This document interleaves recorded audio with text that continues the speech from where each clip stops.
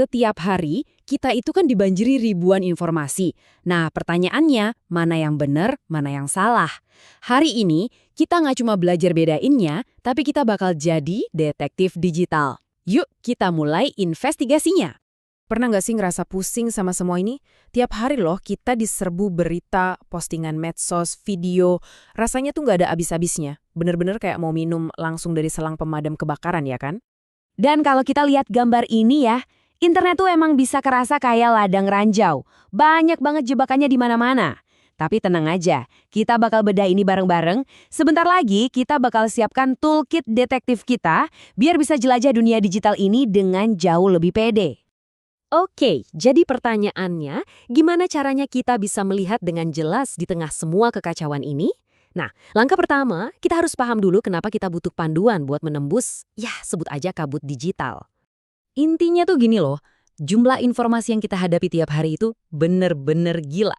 Coba deh bayangin, jutaan artikel sama video baru diupload tiap jam dan semuanya itu rebutan perhatian kita. Nah masalahnya, nggak semua informasi itu niatnya baik. Disinilah tantangan terbesarnya dimulai. Oke, sekarang anggap aja kita ini detektif di TKP. Langkah pertama yang paling penting? Ya, misahin bukti nyata dari gosip.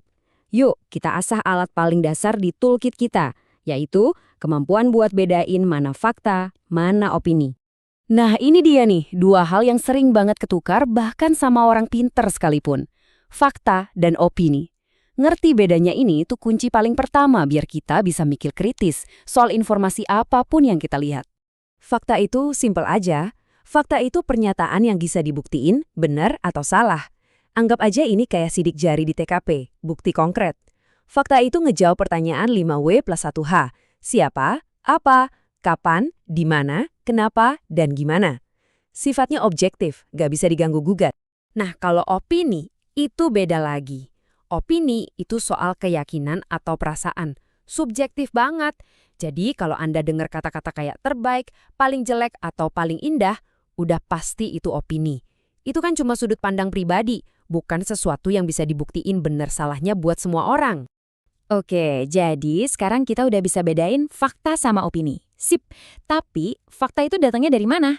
Nah, sekarang waktunya kita belajar cara memprofiling sumber informasi. Persis kayak detektif yang ngecek kredibilitas informannya. Informasi yang berkualitas itu punya 5 ciri utama. Pertama, harus akurat. Kedua, tepat waktu. Soalnya berita kemarin bisa jadi udah basi hari ini. Terus harus relevan, benar, dan yang penting juga lengkap. Nggak sepotong-sepotong. Kalau sumbernya centang semua 5 poin ini, wah kemungkinan besar kita udah di jalur yang benar. Dan ternyata ya, kepercayaan itu bisa diukur loh. Coba deh kita lihat data ini. Menurut survei tahun 2023, situs kayak kompas.com sama detik.com itu ada di peringkat paling atas sebagai media yang paling dipercaya di Indonesia. Ini jadi bukti nyata kalau reputasi itu penting banget di dunia informasi. Nah, sekarang kita sampai ke bagian yang paling penting, toolkit investigasi buat Anda. Anggap aja ini contekan praktis yang bisa langsung Anda pakai buat ngecek informasi apapun yang Anda temuin. Prosesnya gampang banget, cuma ada 5 langkah. 1. Cek penulisnya. Siapa sih dia? 2. Cek tanggalnya. Ini info baru atau udah lama? 3. Lacak sumber aslinya. Info ini awalnya dari mana? 4. Cek linknya. Link di dalamnya beneran nyambung nggak? Dan 5. Cek domain situsnya. 5 langkah ini senjata utama Anda. Nah, ngomongin soal poin kelima tadi, soal domain, ada trik cepatnya nih. Coba perhatiin akhirannya. Situs yang belakangnya .gov itu pemerintah, .edu itu pendidikan, dan .org itu organisasi. Biasanya yang ini tuh lebih bisa dipercaya. Kenapa? Soalnya buat dapat domain kayak gitu, verifikasinya ketat banget. Nggak sembarangan orang bisa daftar. Ini petunjuk awal yang super berguna.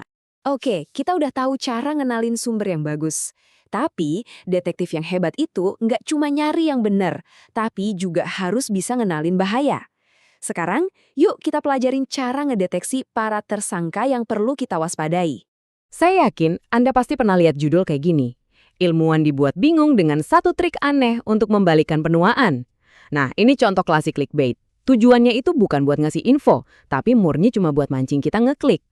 Selain judul yang lebay, ada beberapa red flag lain yang mesti diwaspadai. Misalnya nih, penulisnya nggak jelas siapa atau anonim. Terus nggak ada referensi atau bukti apa-apa. Judulnya sensasional. Dan yang terakhir, kelihatan banget mihak ke satu sisi. Kalau Anda nemu salah satu dari ini, alarm detektif Anda harusnya langsung bunyi kencang. Jadi, semua peralatannya sekarang ada di tangan Anda. Anda udah tahu cara bedain fakta dari fiksi, cara ngecek sumber, dan cara ngenalin tanda bahaya. Pertanyaannya sekarang bukan lagi, apa ya yang harus dipercaya? Tapi, apa nih yang bakal Anda selidikin pertama kali? Dunia digital udah nunggu. Selamat berburu kebenaran.